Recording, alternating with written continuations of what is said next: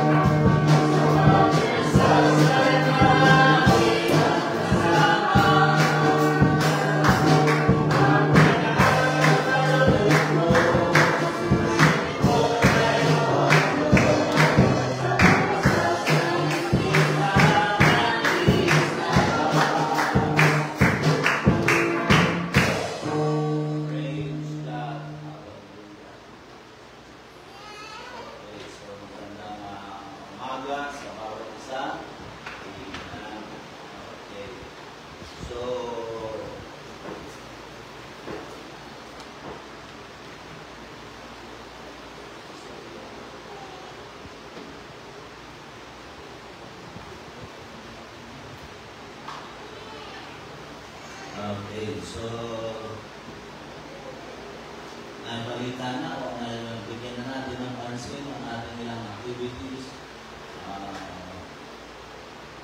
Okay, so tayo ngayon ay dito ng pananalapi para sa gawain ng ating Panginoong Diyos. Tayo meron na ng kasulatan. Bukas kayo sa akin sa aklat ng Lucas.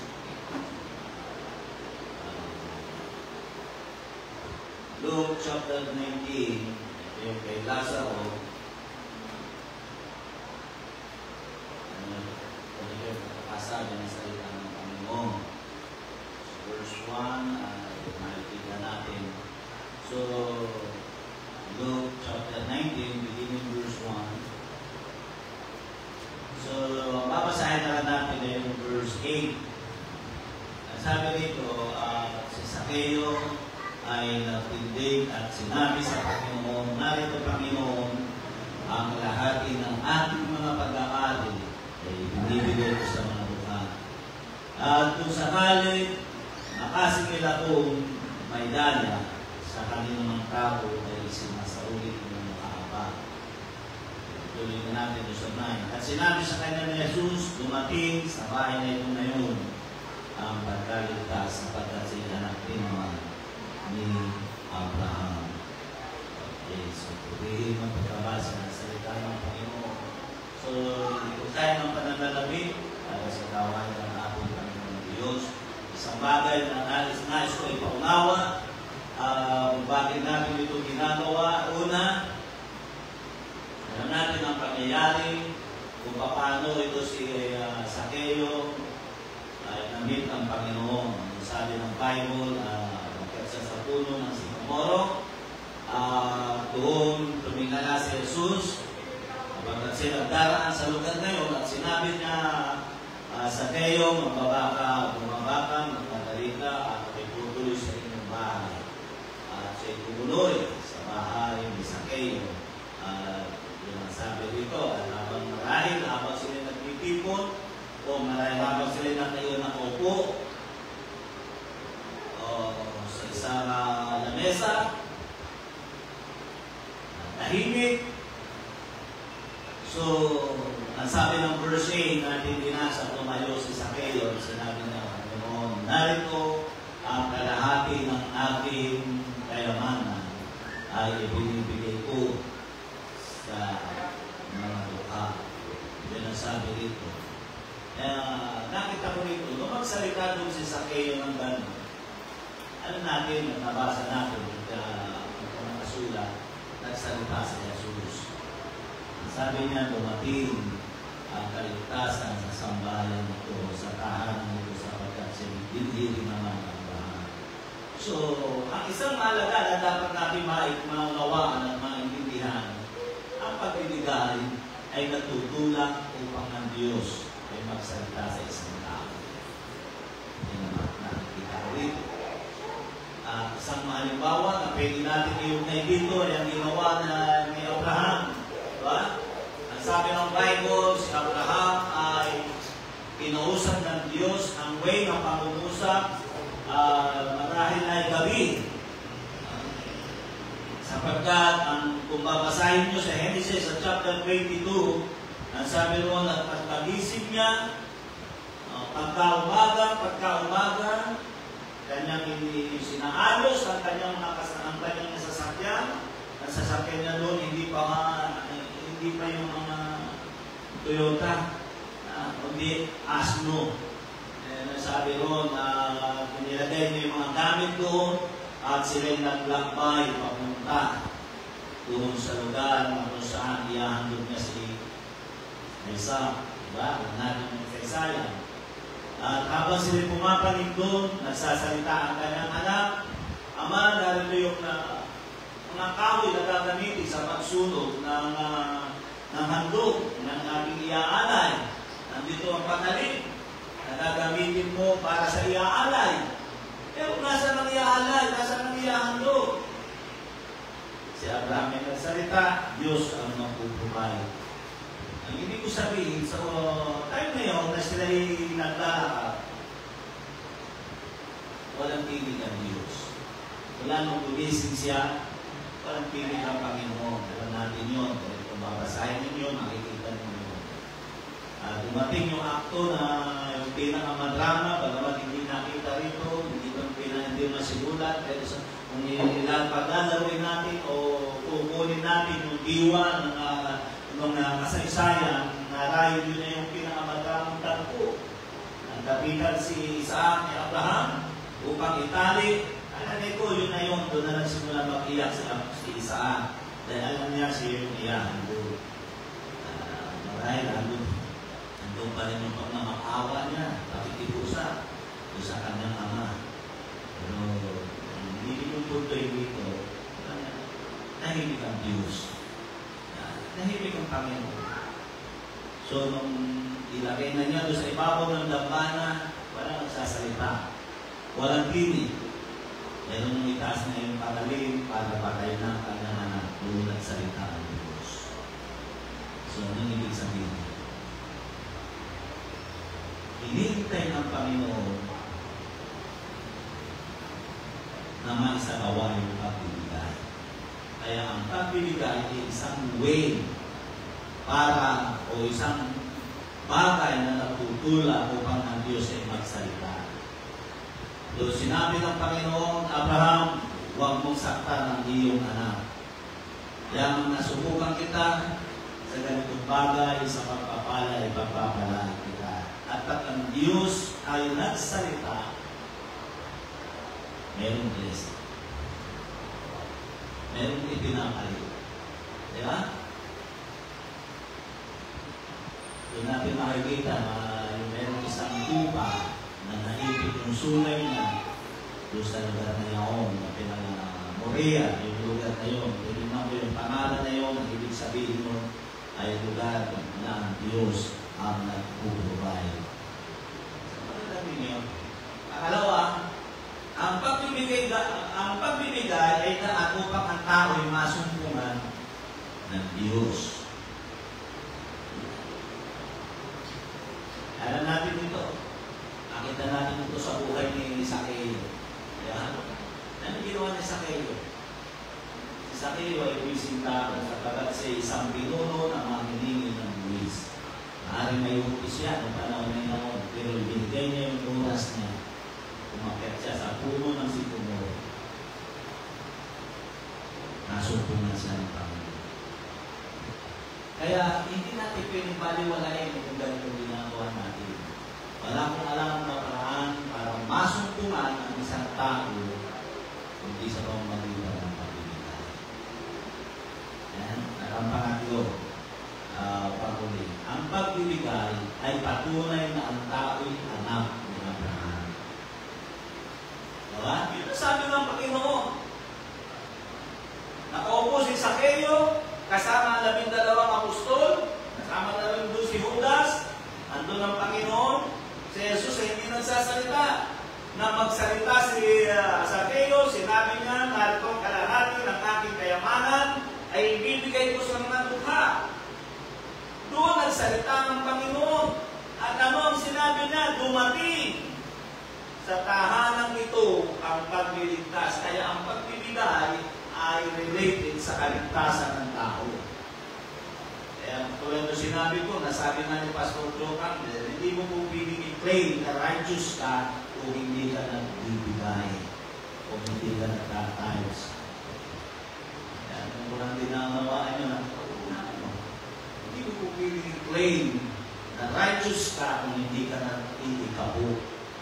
Ang sabi nga dito, ang pagbibigay ay patunay na ang tao'y anak ni Abraham. So, paano mapapatunayan na may dugo ka ni Abraham? Paano mapapatunayan na ikaw ay nasasabog o ikaw ay related kay Abraham? Sa pamamagitan ng pagbibigay. So, ibig sabihin, ang nagbibigay, ang nagbibigay ay lahi ni Abraham. Hindi lamig kinalaman yun sa kaligtasan, kundi may kinalaman yun sa pangako ng Diyos. Pag hindi ka lahi ni Abraham, wala kang kaligtasan. So, makuha niyo ibig sabihin, kaya mahalaga ang pagbibigay. Yan po ang nagpapatunay na tayo ay lahi ni Abraham. kabilang kung saan ka nabibilang. Hindi pa mo nabibilang sa lahi ng mga Egypt. Hindi ako nabibilang sa lahi ng mga Amangyan. At lalo hindi ako nabibilang sa mga lahi ng Badyaw o pinabibilang sa lahi ni Abraham. Kapag binigay ko ang aking buhay, dito ako ngayon, napagamit ko ang buhay ko, na yun ang palandahan. Mula sa bibig ng ating Panginoon, tumating sa tahanan ito ang pagliligtas sapat ang taong ito ay lahi ng mga Abraham. Galatians chapter 3 verse 29, nakikita niyo yun doon. Natapwat ang sa pananampalataya sila ang mga lahi ni Abraham at sila ang tagapagmana ng pangako. E paano nangyari yun? O yan, kung kayo kay Kristo, kayo mga binhi ni Abraham at ang mga tagapagmana ayon sa pangako. Paano yung nangyayari yun? Paano ka mapapabilang? Wala sa bibig ng Panginoon. Dahil nagbigay si Sakeo.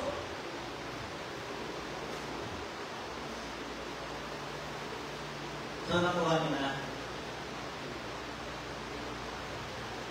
Yan yung mga kasabihan, nakatawa doon sa ano. Kasabihan lang naman ito, hindi po nami-personal. Yun daw mga Ilocano, pag nagbigay daw na nagpitaw ng pera, pimpong ng pera. Kasabihan nila yun. Yun ay ginamit ko lang. Pero pag tayo namin naging Kristiyano, hindi ka pinibilang sa pagiging Ilocano, kundi sa pagiging mga Kristiyano. Hindi nakit ko lang yun. Ginawa ko lang dahil kasabihan yan. Kaya ako nagpasubali na agad dahil meron na pumag-away dyan. Dahil yung konferensya natin, yung pastor na nagtamang ng gano'n at sinabi ka ng pangurusan na ang mga Ilocano daw pag nagbigay ng pera, bintong ng pera sa supang awa. So, pero hindi po totoo yan. May revival po sa La Union. Praise God. Siguro, kung hindi makakakilala sa Panginoon. Pero pag nakakilala sa Panginoon, magiging kang lahi ni Abraham. Ano si Abraham? Ibinigay niya ang nag-iisa ng anak, diba? Si Isaac. Ibigay niya. Kaya doon, yun ang patunay. Ngayon, patunayan natin kung kanino ang lahi. Ibig sabihin, papatunayan natin kung saan ka nabibilang. At patutunayan natin ang kaligtasan natin sa pamamagitan ng ating pagbibigay para sa kawain ng ating Panginoon Diyos. Okay, so bago si Phil para tayo pangunahan sa kawain ng ating Panginoon. Praise God. Tayo manalangin sa Panginoon Diyos na may likha ng langit ng lupa. Panginoon, marami pong salamat sa iyong kabutihan. Ang dalangin ko po ay pagpalain mo, O God, ang iyong mga anak. Bawat na bahagi, nagiging bahagi ng gawain nito ay pagpalain mo dakilang Diyos. God, marami pong salamat sa iyong kabutihan, O God, o sa pangalan ni Jesus. Amen. Praise God. Sabihin natin ang Panginoon. I've been delivered. Praise the Lord.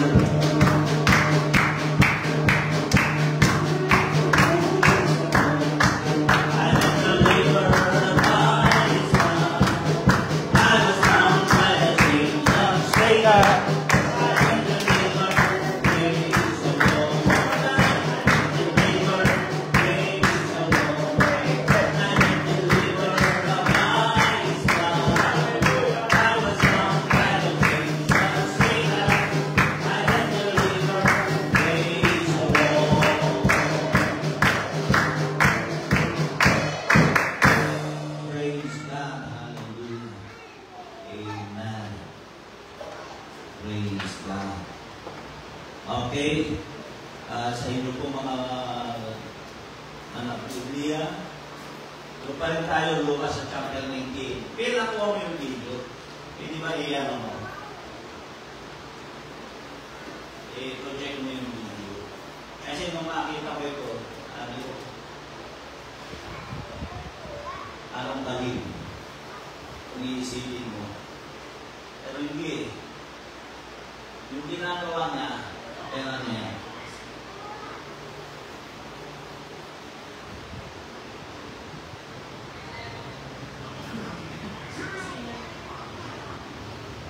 Pinapakong niya doon sa tatlong bote. Wala akong sound.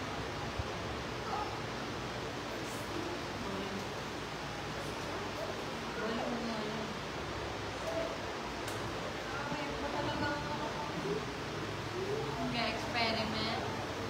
I-experiment. Hindi, kung ba tayo ginagawa nyo? Yan, nakawa niya, di ba? Ano mo na lang doon? Yung uli. Ano mo muna? Stop mo doon. Ewan ko. Baka ano lang. Edit lang. Ay, grabe. Totoo yan. Totoo yan. Ang dami ko nakikita ganyan. Sa record. Tignan nyo yan. Hindi nyo nakikinig yung sound. Sabi nga nung para siyang baliw. Ano nakikita nyo sa ginagawa niya? So, nakita natin ang tagal niya bago mong gawa yan. Ang dami ng buti na nabasag eh. Alam nyo, nakita ko yan. Pinipilit niyang gawin yan kasi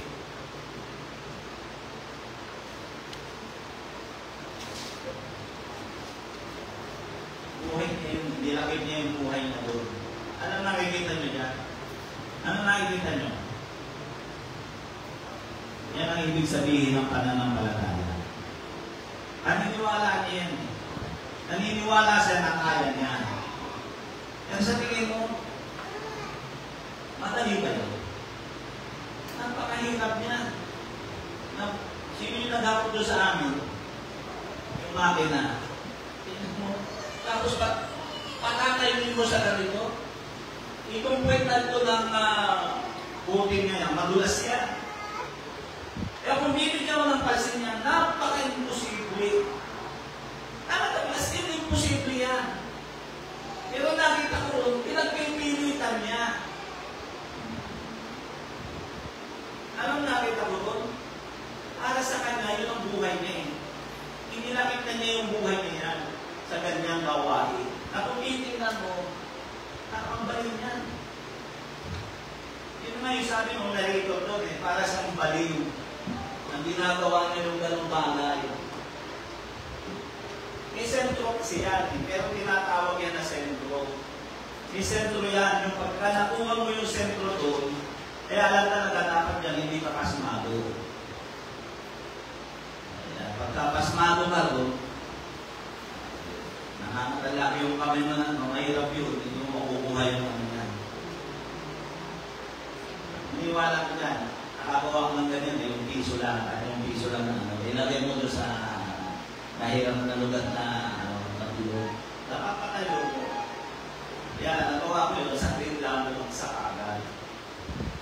Kaya ginamit ko yan, ang nakikita ko yan, kaya nahirap na nakalagay yun, amazing facts yan yun. Pero ang nakalagay dyan, kakaibang pagbabalansi. Ginagawa nila yan, gusto nila magkaroon sila ng pangalan. Pero sa ginawa niya yan, ang nakikita ko dyan, faith. Yung kanyang paniniwala sa sarili niya na kaya niya. Pero kung bibigyan mo na ng pansin, napakahirap niya. Hindi mo makagawa yan kung hindi mo ilalagay ang buhay mo dyan. Ang pahinga lang yan, siguro, ihila ng tunin. Nagkain. Hindi mo makukuha ng ano, na isang araw lang.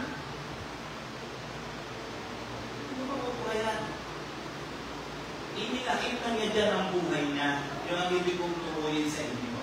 Inilakit na niya dyan ang kanyang buhay. Yan yung walang pinagkaiba sa pananampalataya. Ibig ko sabihin, kung nagagawa nila yan, tingnan nyo doon sa Book of Record, Book of Guinness. Nakaan kasi ako doon eh, kumakaunti. Kaya nakikita ko yung mga ganyan. Makikita mo doon, talagang mga imposibleng bagay na ginagawa nila. Hindi lang yung nagpapahaba ng palpas, hindi lang nagpapahaba ng kuko, hindi yung mga napakahirap na bagay, pero nagagawa nila. Kaya katulad nga yan, makita ko yan, sabi ko, ito ang pananampalataya. Pananampalataya doon sa kakayanan niya, hindi sa pananampalataya sa Diyos, kundi pananampalataya sa kakayanan niya, ayaw niyang sumuko, kahit nang iniisip niya talaga, kaya niyang magawa yun. Kasi gusto niya mag-viral eh, gusto niya makilala, gusto niya mapalagay sa book of record. Yan yung ginagawa nga niya, hindi mo magagawa kung hindi mo ilalakit ang buhay mo. Matagal na panahon niya, sasama. So, nakuha niya yung sabihin. Dahil ko sinabi nakita niya. Kasi nais ko mangusap sa salitang faith is life. Yan, ginawa na ng buhay. Paniniwala na yung kaya. Kahit ilang bagsak mga ewan ko bakit. Kung hindi na iinis yung kasama niya. Ano ba ba? Huwag ka ba? Kapag imposible niyan. Pero hindi siya tumigil. Wala na. Natawa niya. Pero palagay ko, babagsak ka rin yan. Pero ang pinakamano niya, nagawa niya kahit pasabihin ng 10 seconds. Hindi niya magagawa kung hindi yan dadaan sa mahabang proseso. Buhay ang ilalagay mo dyan. Okay. Pwede mo na pwede mo na tanggalin kung gusto mo, piliin mo niya, walang problema. Kaya mangungusap ako sa pagsama. Faith is life. Ano ibig ko sabihin mo? Ang pananampalataya ay buhay. Pag sinabing buhay, yan ka na eh. Dapat ipagpilitan mo yan. Buhay mo yan eh. Yun ang ibig ko sabihin. Isipin ninyo, bakit nasabi niya Apostol Pablo, for me to live is Christ and to die is gain. Ibig sabihin niya, buhay mo talaga yun eh. Kaya hindi totoo yung salitang pananampalataya na, ligtas na. Yung mga nag-iinsulto, lalo na mga INC. Mga sinasabi nila, pananampalataya lang, ligtas na. Yan, isang lalaman ng pananampalataya, paniniwala niya sa kakayanan niya. Hindi siya papayag na hindi na magagawa. Napaka-imposible. Pero yun ang pananampalataya. Pag nagawa mo yan, kung kakalulugdan ng Diyos, pag nabalansin mo yung buhay mo, katulad niya, no? Kaya ang pananampalataya mo yung pagbabalansin. Kaya nagustuhan mo talaga, sabi ko, that is faith. Nung nakita ko, sabi ko, ito talaga ang pananampalataya. Yan ang larawan ng pananampalataya. Hindi siya sumuko hanggang hindi na nakagawa yung mga bagay na yan. Okay, basahin natin Lucas sa chapter 19, verse 1. Ganito ang pagkakasabi, at siya'y pumasok at nagdaan sa Jericho.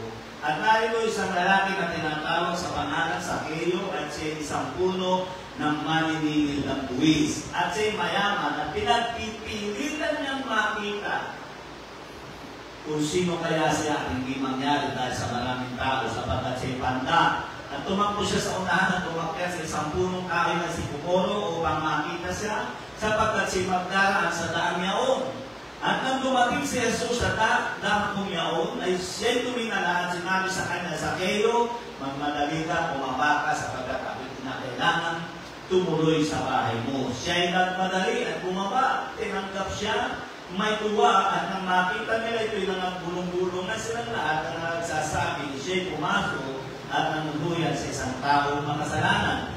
At si Sakeo nagtindi at sinabi sa Panginoon, narito Panginoon, ang kalahati ng aking mga pag-aari binibigay ko sa mga dukha. At kung sakalit ang kasingil akong may daya sa kanino ng tao, sinasauli ko ng mga apa. At sinabi sa kanya ni Jesus, dumating sa bahay nito ngayon ang pagkaligtas sapagkat sa anak naman ni Abraham. Nakila ng Diyos, maraming salamat sa iyong kabutihan. Ang dalangin ko po, Panginoon, samahan mo ang iyong salita sa oras ng pagkaligtas. Maraming salamat sa pangalan ni Jesus.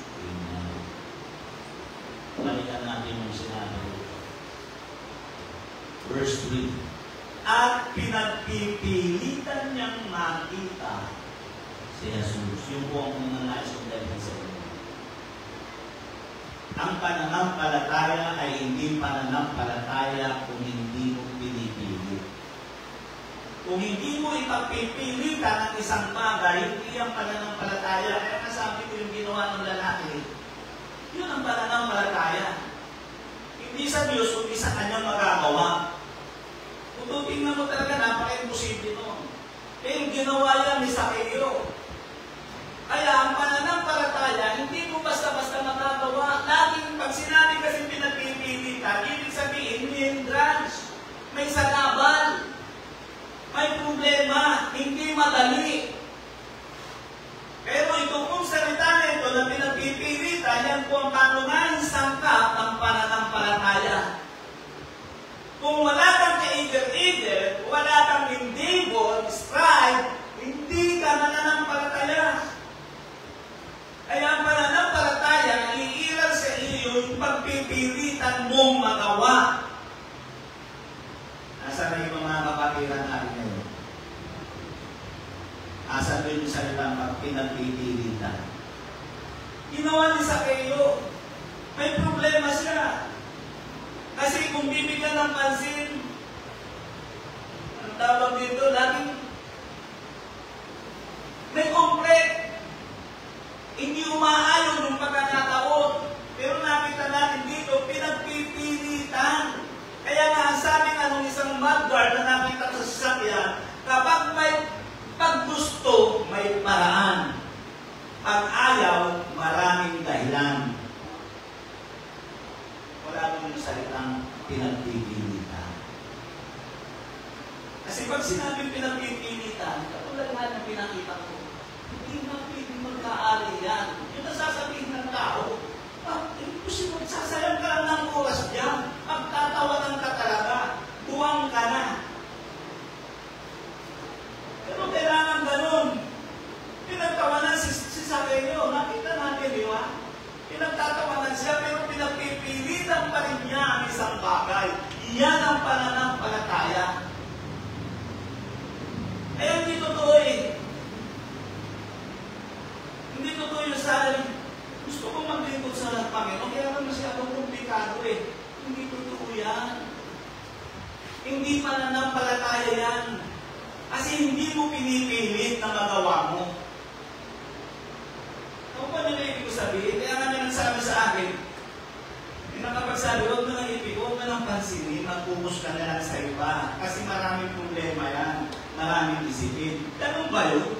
Hindi dapat sana sinabi ni Jesus, lumayo kayo sa akin sapagkat marami kayong isipin at marami kayong problema. Yung ba nakalagay, Matthew 11:28? Di ba nakalagay sa Bible, lumapit kayo sa akin, kayong nabibigatan lubha at napapagal at kayo'y aking bibigyan ng kapahinahan. Kaya hindi rason yung komplikado ang buhay. Ang pananampalataya ay pinakaugat ng pananampalataya ay pagpupunilit. Faith is life. Yan ang buhay natin. Kaya kung hindi natin naisasagawa yung salitang pinagpipilitan, hindi yung pananampalataya. Limits natin lang sa hindi. Grabe. Wala nang agad pananampalataya. Yes. Kasi madali kang sumuko. Kasi madali kang magdahilan. Sa tingin nyo ba yung lalaki, walang dapat idahilan? Marami. Madulas yung pit ang ano. Madulas yung pit ng buti, kaya madulas yung ano. And bingkong, nagilid yung pagkakaya nitong ano, sa dami na ng binagsak ng makina, kaya hindi na magkakaali. Di ba? Pero hindi na sinabi yun. Wala siyang dahilan. Ang nasa kanya, pagpumilit. At nakikita natin yung mga salita na yan sa Bible, kung walang pagpipili, walang miracle. Ang dami yun. Kung walang pagpipili, walang miracle. Walang pagbabago, walang kaayusan sa buhay ng tao. Makikita natin yan sa Lucas 6:19. Yan yung babaeng inaatasan o dinudugo. Pero dito sa Lucas 6:19, hindi binanggit yung babae ng dinudugo. Pangkalahatan ang binanggit dito. Lucas 6:19, at pinagpipilitan ng buong karamihan na siya'y mahipo sapagkat lumalabas sa kanya ang makapangyarihang bisa na nagpapagaling sa lahat. Yung 12 taong inaatasan, kasama yun yan. In general lang ang pagkabanggit ni Lucas. Ano sabi nito? At pinagpipilitan ng buong karamihan na siya'y mahipo. That's faith. Pipilitan mo. Ang pananampalataya talaga, talagang komplikado yan. Pero kung wala sa iyo, wala sa vocabulary o yung salitang pagpupumili, walang nangyayari sa buhay. Hindi mo mamimit ang Panginoon. Hindi ka mababago. Hindi ka magkakaroon ng pangalan na tulad ng lalaki mo. Bakit ngayon pinapaluhod siya ng milyong tao? Dahil ipinagpilitan niya na magawa ng imposibleng bagay. Kung nagawa niya yun sa Diyos ba, hindi natin kayang gawin. Yung lalaking lumpo na dinala ng 4 na tao sa Lucas sa chapter 5 verse 18, ganito ang sinabi, at narito dinala ng mga tao na nasa isang higaan ng isang lalaking lumpo at pinagpipilitan niyang maipasok siya at ilagay siya sa harap nila. Sa Marcos sa chapter 2, ang sabi doon ng Marcos, pinutas yung bubong. At iniubos yung dahil hindi na makapasok. Wala nang oras. Sikip na, puuna. Pero hindi na banggit ni Marcos yung salitang pinagpipilitan. Pero dito kay Marcos, kay Lucas, sinabi niya, narito dinala ng mga tao na nasa isang higaan, ng isang lalaking lumpo, at pinagpipilitan niyang maipasok siya at ilagay sa harap niya. Sa harap nila. Lucas 5:18. Kaya faith is action or more than action. Isa pang bagay na dapat nakita natin dito yung salitang opportunity. Faith is seizing an opportunity. Yun ang makikita natin kay Sakeo. Nakita niya doon tapos nagkakakulo. Wala pa si Jesus, nandun ka sa malayo. Gusto niyang matalaw. Kasi para sa kanya, isa yung opportunity. Isa yung pagkakataon. Yan ba isang ibig sabihin ng salitang pananampalataya? Isa yung pagkakataon na dapat ginagrab, dapat sinusunggaban. Kaso mo komplikado. Napakaliit niya. Kaya hindi niya makita.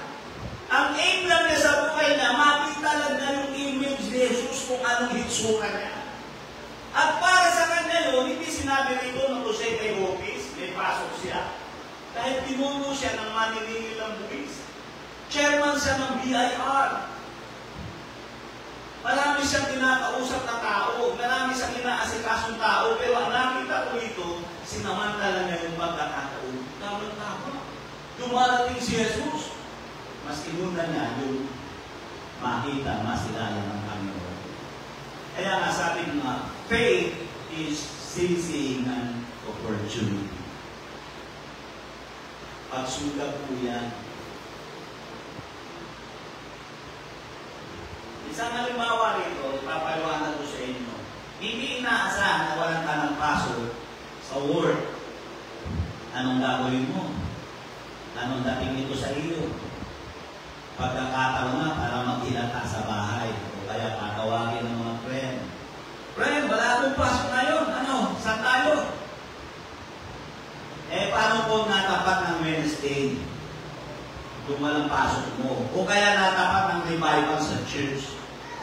O kaya may discipleship. Diba dapat i-grab mo yun? Opportunity. Dahil hirap ka na nasa pagdalo dahil sa work mo. O kaya ay sa prayer. Pagkakataon na ito, makapag-pray sa church. Pagkakataon na para makapanalangin. Nataong may pamimigay ng class o may street preaching. anong gagawin mo? Hindi mo ba igagrab ang opportunity? Dahil bigla kang nawalan ng pasok? That is faith. Pag pinalampas mo yun, ibig sabihin lang, nagpapakilala lang yun ang personality mo na wala kang pananampalataya. Dahil hindi mo sinusunggaban yung mga pagkakataon. Ang taong may pananampalataya, ginagrab niya yung pagkakataon. Kaya katulad nga nito sa Sakeo, nagkakaroon, dumaraan sa Jesus sa lugar, hindi niya inaasahan. Anong ginawa niya? Hindi sinabi kung papasok siya sa office, basta ang nakita ni Lucas, Sakeo grabbed the opportunity to see Jesus. Dahil alam niya, bihirang pagkakataon yun. And that is faith. Ang pananampalataya po, action yan. Kaya ang pananampalataya ay pag-agaw ng mga pagkakataon. Kung pinalampas mo ang pagkakataon, ibig sabihin, wala kang pananampalataya. Isa pang halimbawa, hindi ka nagdala ng Sunday dahil halos magluluhod na ang boss mo, kailangan daw talaga pumasok ka. Eh di pumasok ka. Eh bigla kinabukasan Monday, nag-declare walang pasok, anong gagawin mo? Sa halip na manood ka ng online service nyo, na nagdaang linggo, maghapon ka naglaro ng games sa internet. Ayun, online service na nga lang, hindi pa nagawa. Matatawag mo ba yung pananampalataya?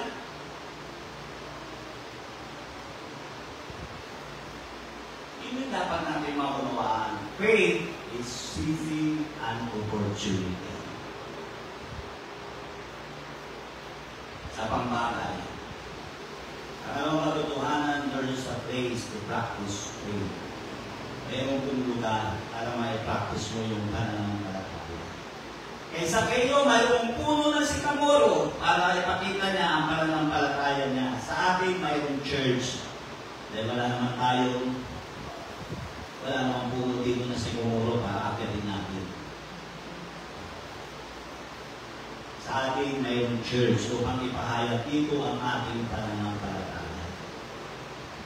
Tingnan nyo, nabanggit ko na kanina sa TV, ang paghahandog ni Abraham sa Genesis chapter 22, ang verse 2, ang sabi nito, at kanyang sinabi, kunin mo ngayon ang iyong anak, ang iyong bugtong na anak na sinsaat, na iyong pinamahal at pumarong ka sa lupain ng Morea, at ihain mo siya roon, handog na susunugin sa ibabaw ng isa sa mga bundok na aking sasabihin sa iyo.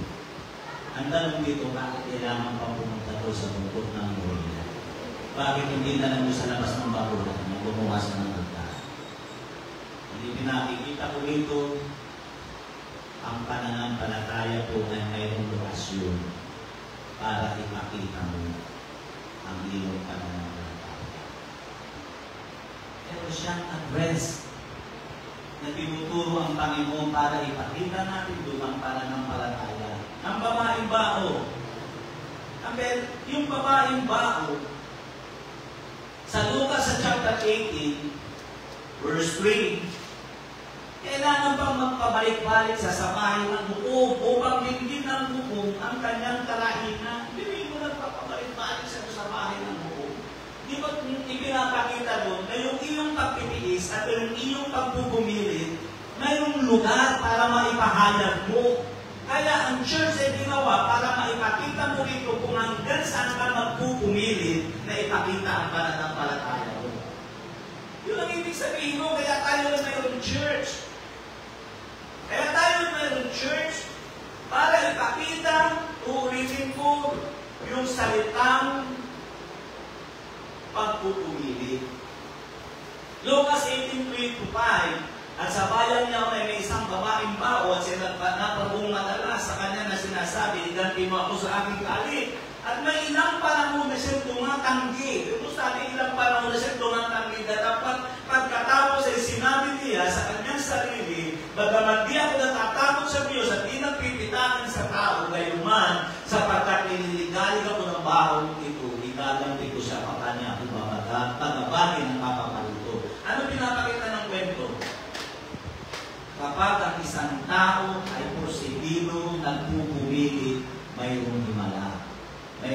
magbabago. Uulitin ko, yan ang pananampalataya. Uulitin ko, ang church ay ginawa o binuo upang maipakita ang pagpupili. Dito, kaya tayo may church, dito pinapakita yung, dito mo mai-express, dito mo maisasanarawan, dito mo maipapakita ang salitang pananampalataya. Kaya kung walang church, malabo na maipahayag mo kung ano ang pananampalataya. Lastly, si Kapitan Naaman, nakita natin dito, ang address upang makamit niya ang pagkilos ng Diyos ay sa ilog ng Jordan. Kaya ang pananampalataya talaga, mayroong lugar para maipakita mo. Ang kailangan, doon ka pupunta at doon nga nainis si Kapitan Naaman eh. Kadami, meron namang ilog sa Parwa, meron namang ilog sa Abana, bakit doon ka pupunta sa ilog ng Jordan? Hindi na naunawaan ang pananampalataya ay mayroong lokasyon na doon mo i-express yung iyong pananampalataya.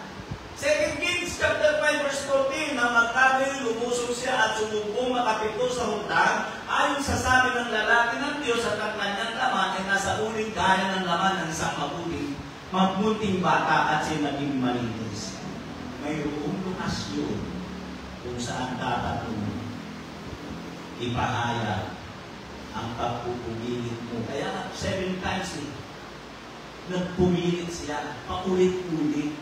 Kaya mayroong church, dito ka magpapaulit-ulit ng iyong ginagawa para maipakita mo yung pananampalataya mo sa Diyos. Tulad ng lalaki. Pinulit-ulit niya. Nagpumilit siya.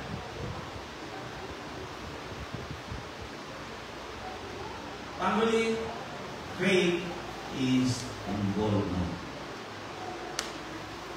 Sinangkot niya yung sarili niya eh. Sarili. Yan. Hindi ka po pwedeng sumampalataya na hindi ka nag-involve. Kaya hindi po pwedeng sabihin, hindi ka tulad mo na gano'n lang. Magkakaits mo ako, hindi ako wala akong pananampalataya. Pwede na, pero hindi ka nag-involve.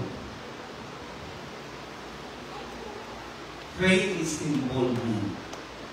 Kung hindi mo sinasangkot ang sarili mo, sabi nga ni Pastor Boyet, at yun din ang sasabihin ko, hindi lahat ng tao ay magpapastor. Pero pwede kang ma-involve. Hindi man ibig sabihin, kung mo na-involve ka, pastor ka na, magpapastor ka na. Hindi naman kasi sa inyo, pinipilit niyo ako magpastor eh. Hindi kita pinipilit magpastor. Pinipilit kitang sumampalataya. At ang pananampalataya, involvement.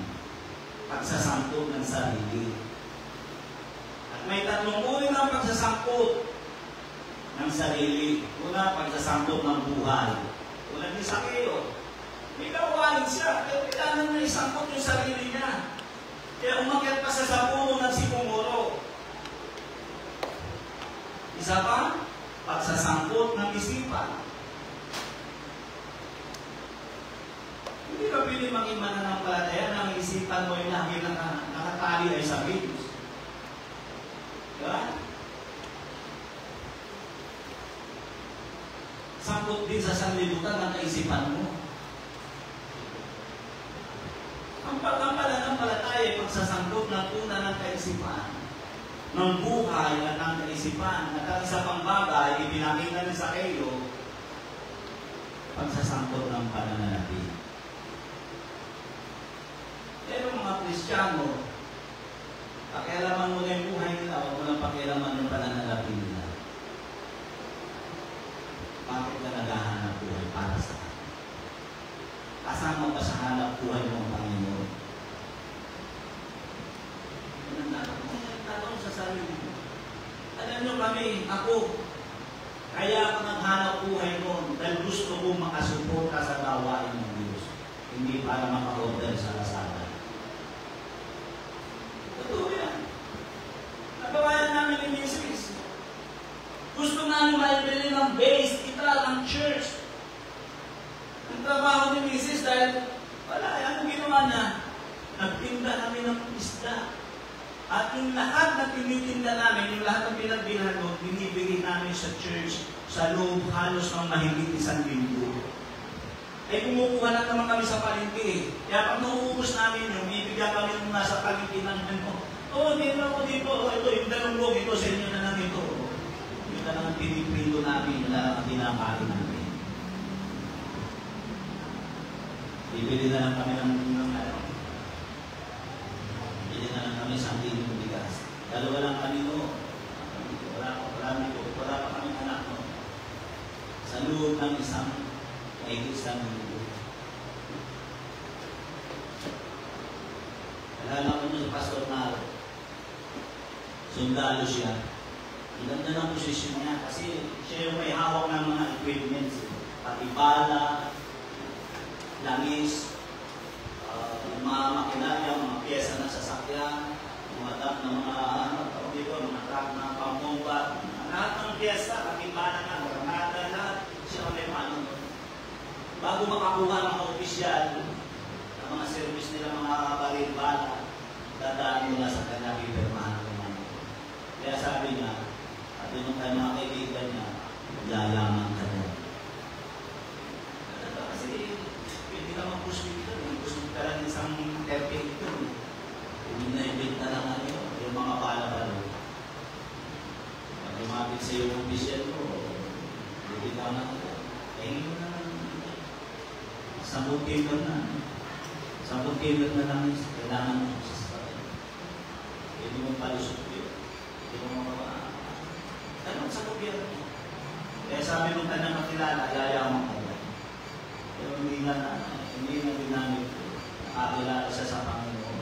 Tapos ang sabi ni Pastor Oli sa kanya, nag-resign ka na. Hindi ka makagalit ka na. Hindi ka kalulugdan ng Diyos yan pag ganang trabaho.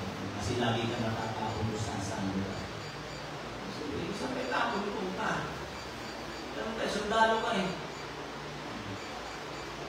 Kasi pasal na, busan. Kasal na, pakakasal lang nila ng asawa. Wala siyang trabaho. Sabi ng pastor, maghanap ka ng trabaho. Sabi ng pastor, duwang niya tayo ng pastor. Ay, nagkaganda ng trabaho. Pinag-resign ako. Tapos ngayon, sabi mo, maghanap ka ng trabaho. Kaya anong ginawa niya? Siyempre, nakakawa siya ng pera.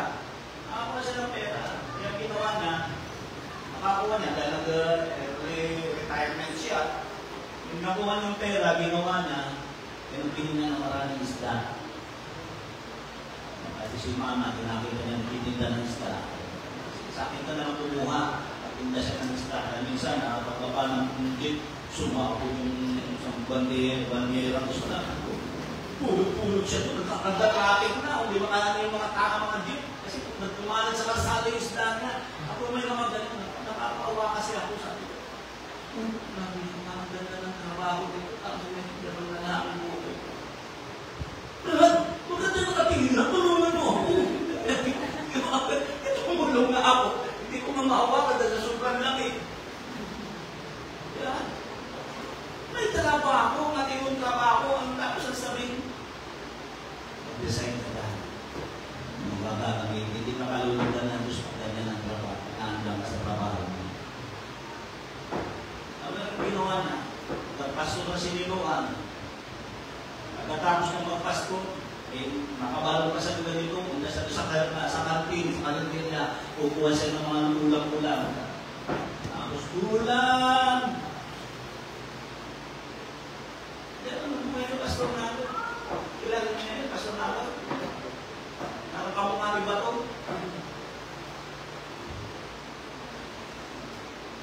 Makita siya ng opisyalis niya. Pero nung pumasok sa utak ko, ang ganda ng trabaho ko. Yan lang pala ang gusto mong magkitrabaho, magtinda ng ulam. Hindi na talaga siya makainit. Ano yung ibig sabihin? Sangkot ang pananalagin niya. Tayo. Anong iniisip mo? Pag graduate ka, anong iniisip ko? Pag graduate ako, kalawang kanan, Shopee, Lazada, Hino. Sabi sabihin ko sa iyo, ito, makinig kayo, sabihin ko sa inyo, kahit gawin nyo pang 3 ang trabaho nyo, kung hindi naman kasangkot yan ng Panginoon, tapos at tapos yan. Kahit 3 ang trabaho mo. Lawyer ka sa umaga, doktor ka sa tanghali, engineer ka sa hapon. Sabi ko sa'yo, ano mangyayari sa buhay mo? Dahil kasi pag sumasahod ka, may cover ng ang galing mo sa nasada, pero may cover ng kontak, di mo maikuha. Ang nasa isip mo lagi, hindi tsura mo. Kaya puro makeup, puro hindi pa sangkot ang mananalapi.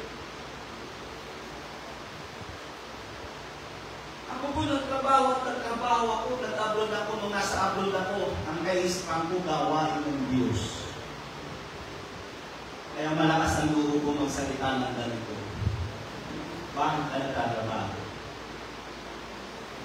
Si Sakeo, mamaligtas siya, ang isip niya, kalahati ng kayamanan niya sa Diyos.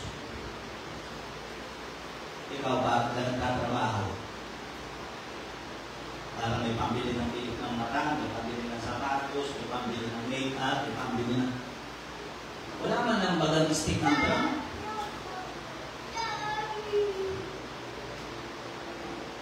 Ano yung hindi ko sabihin? Kapag naunawaan nyo, pati pananalapi nyo sangkot sa gawain ng Diyos ng kapagpapalaan ng Diyos. Yan sasabihin ng Panginoon, dumating sa tahanan nito ang pagligtas. Sapagat hindi ka rin o pinantawag ipinlahi ni Abraham. That is faith. Faith is life. Anong buhay mo? Tinuturing mo ka ang pananampalataya ay buhay mo. Ito yung dapat natin maunawagan. Nangusap lang ako, nag-college lang ako, sinamantala ko lang, una, tayo na rin ito. Walang mga baguhan na masasama ng loob at hindi makakaunawa ang aking sinasabi. Marahil siguro dahil kaya yung iba hindi dumalo. Pero kung ito ang tunay na kahulugan ng pananampalataya. Pag sumampalataya ka, pag ganyan ang kaisipan mo, Panginoon, pagpalain mo ako para sumulong ang gawain. Pagpalain ka ng Diyos. Panginoon, pagpalain mo ako, kalahati ng sasahurin kung ibibigay ko sa inyo. Ay po sa inyo. Doon mo matutuklasan, doon mo makikita ang nagimala ng Panginoon. Hindi mo namin imisis yan. Hindi mo nasabihin ng ganyan na hindi pa namin nagagawa yan. Hindi mo pati alahas, sinima mo, bigay sa tawain ng Diyos. Bigay sa tawain ng Diyos. Kaya nung pumunta kami doon sa Tacloban, hindi kami makalimutan ni Pastor Mato. Kaya nagsalita niya doon. Pagkatapos niyang magsalita ako, mag-reply ka, 3 araw. Yan ako na sopi, ang tingin ko, 20,000. Pastor, sopa naman. Ulang pa yan sa ginawa mo sa gawain ng Diyos ng ako ang pastor mo. Nagkasakit yung anak niya, si Lingwoy, ngayon, pulis na. Umidilim ang mata. Nakita ni Mama, Pastor, naliw niya sa ospital. Paano imitim na yan Hindi, pagagalingin niya ng Panginoon. Kung isipin niya, pagagalingin niya ng Panginoon. Wala ka ni Mama, walang pera.